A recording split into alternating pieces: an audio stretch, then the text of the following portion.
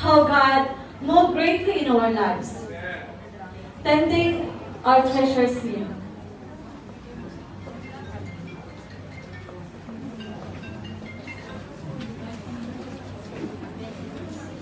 Hello, Nay. Gusto na kayo dyan? Anak, okay naman. Ayun, anak, may sakit ko kasi yung tatay ko. So, kailangan niya ng gamot. Nakapag-check up naman, pero walang pa yung budget. Baka meron kang extra anak, baka mapadalan mo kami. Sige, Nay. Gagawin ko po ng paraan. Kumusta nga pala si Gunso, Nay? Ay, ate, okay naman ako. Halika, may boyfriend na pala ako. Alam mo, share ko lang sa'yo. Siyempre, para itin kita. Saka pala, ate, okay naman yung study ko. Okay naman ako. Kaya nga lang may isa akong problema. Bayaran na nga pala ng tuition. Baka naman pwede mo ako help. Sige, Bunso. Gagawa niya ate ng paraan yan. Pero huwag mo nang mag-boyfriend. Mag-aral mabuti, ha? Hindi, anak. Ingat ka palagi dyan. Okay, Nay. Bunso. Ingat din kayo dyan. I love you all. Ingat ka, ate. Love you too. Bye. God bless ka na.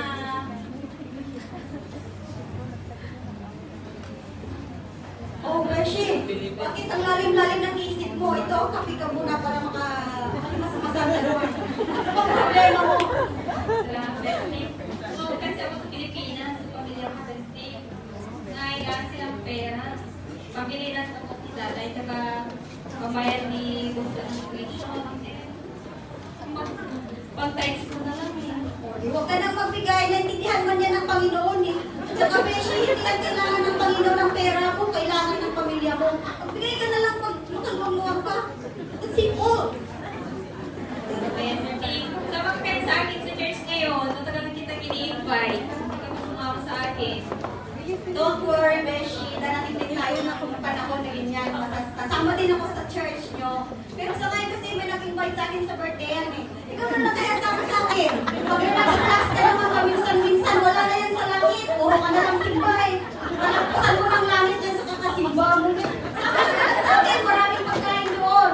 Dali na. Pwede, Bestie. Ikaw na lang sasama sa akin sa susunod na. Babay na. Kasi malilate na ako. O sige, hindi na kita i-delay kasi baka malate ka pa sa heaven, kasalanan ko pa. Basta enjoy mo na ako, wala na yun sa heaven. Bye, Bestie. And that's the end of tending our treasure seal. And now, let's continue to our story, the separating because of him scene. Tingnan mo, oh.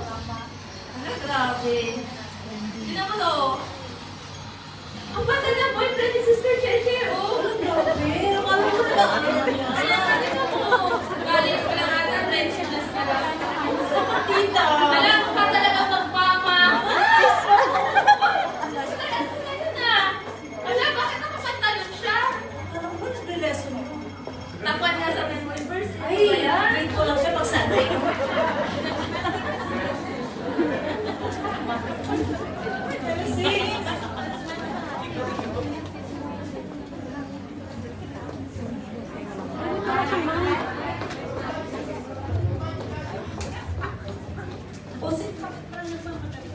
Oo, sis, nagmamadali ako kasi nakapantalon ako. Nakikita ako ng sasakyan sa kanya. Naku sis, next time, skirt ka kahit sa labas. Hindi lang kasi ako sis. Parang mas comfort ako dito sa pantalon. Ikaw na ako sa And by the word of advice of Sis Annie, Sis Angela had a conviction and decided to change the way she clothed and wear a skirt all the time. The employer house of Sis Angela said,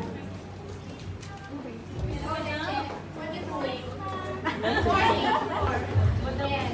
I said to you before, I told you, no wearing local skirt.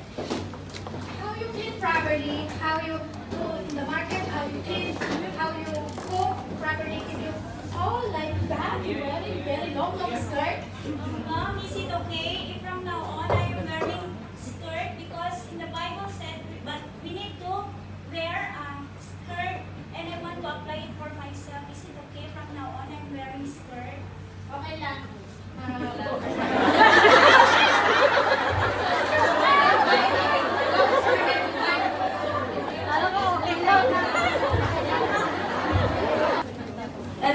day of their lesson came. Good morning! Kamusta kayong lahat? Praise God! Mga kapatid, alam niyo na, blessed ako sa inyo sapagkat natapos yun na yung lesson niyo sa attending pleasure at sa separated. So, since tapos na kayo sa lahat ng lesson niyo, nai-apply niyo na ba yung mga napag-aralan niyo in terms of typing? Sino sa inyo yung nakakapag-type na? Amen! Wow! Praise God! At mga kapatid, dapat natin maunawaan ha. Typing is not only a commandment. It's also showing our faith to our Lord Jesus. Kaya huwag natin i-compromise yung types natin for any circumstances. Sabi nga sa Malakay, ang pagbibigay ng types ay may kakibat ng pagpapala. Ngunit kung hindi tayo magbibigay, ito ay pagnanako sa ating Panginoon. Kaya never compromise our types. Amen ba? Amen. It comes naman sa pananamit natin. Nai-apply naman natin yung pananamit modesty even outside the church. Sino dito yung nagagawa na yun? Wow! Glory to God, nagagawa na natin ito. Kasi napaka-importante na ito yung pagbabago natin, outward appearance natin. Kasi yan ang nakakita ng tao. Yan yung unang tinitignan sa atin, yung pagbabago natin outward. But, huwag natin kalimutan, mas mahalaga yung pagbabago natin. Yung transformation ng ating puso. Kapag dyan nakatingin ang ating Panginoon, no? Kaya, we must be understand and always keep in our mind and heart. Hindi na we must be holy outside and outward. Hindi pwede holy lang tayo outward, but we are sinner inside.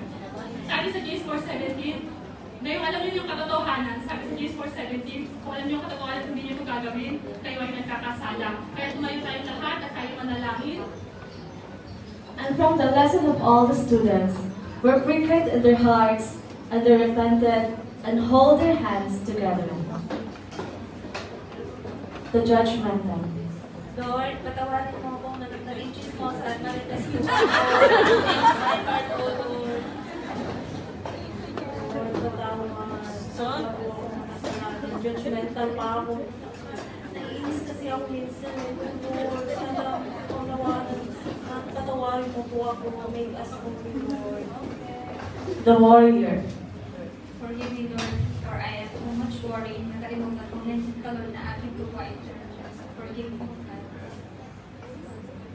The faithless.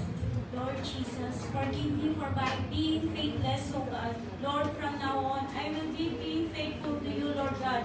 Not only outward, Lord Jesus, but only inward, O God. Thank you, Jesus, that I'm not promising, Lord God, but I will do it, Lord Jesus. The unbeliever. Lord, patawad na inuna ko ang makamundong bagay. Patawad na naging matigas ako, Panginoon, na lagi kong tinatanggian ng mga tao tumatawag sa akin. At salamat, Lord, na binigyan mo ko ng panahon at pagkakataon, Lord, na makilala ka, tanggapin ka sa aking buhay. Salamat, Panginoon, na binigyan mo ako ng pagkakataon, ng chance, Panginoon, Lord God, na maging anak mo. Yes, O Lord. Salamat na, Panginoon, sa mga buhay ng mga estudyante ito, Panginoon. We pray, Panginoon, that you continue to bless them and grow them spiritually in the name of Jesus. Amen. In spite of trials, problems, anxiety, depression that we face in our life. Sometimes Satan uses money, friends, family, even our employer, or even material things to be tempted. But God is wonderful God, and never leave us nor forsake us. And we, the discipleship students, testify how hard and difficult our life. As we are standing here, proclaiming how God trains every one of us. Samayin mo, Hannah! Lesson Unit 8. Number 3, Sister Catherine Pisa.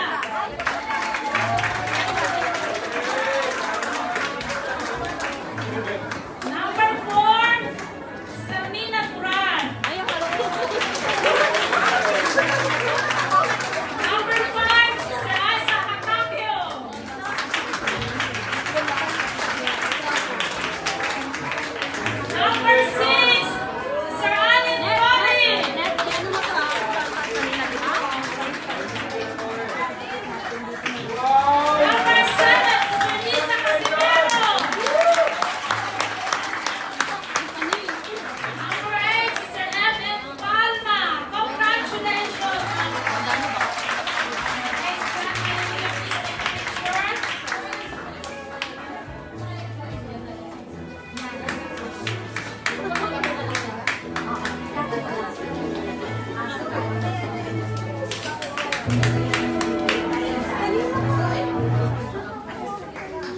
Charlie.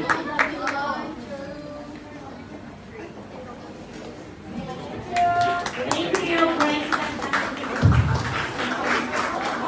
praise the Lord. Let's proceed to the baptism and teach me to pray. The teachers are Mother Mark Castillo, Castillo, she was in the Philippines right now. But we will go to Rotella Soxy. Praise God. Teach me to pray, Sir Maria Teresa Sabina and Sir Yolanda Mamalangkas. And their students are Sister Jennifer Kabanayan. Next, Sister Mary Mustafa. Next, Sister Suzanne Isperia. And number 4, Sister Jenny Fernando, 4B. Praise God. Hallelujah. Pia. Pia. Pia. Pia.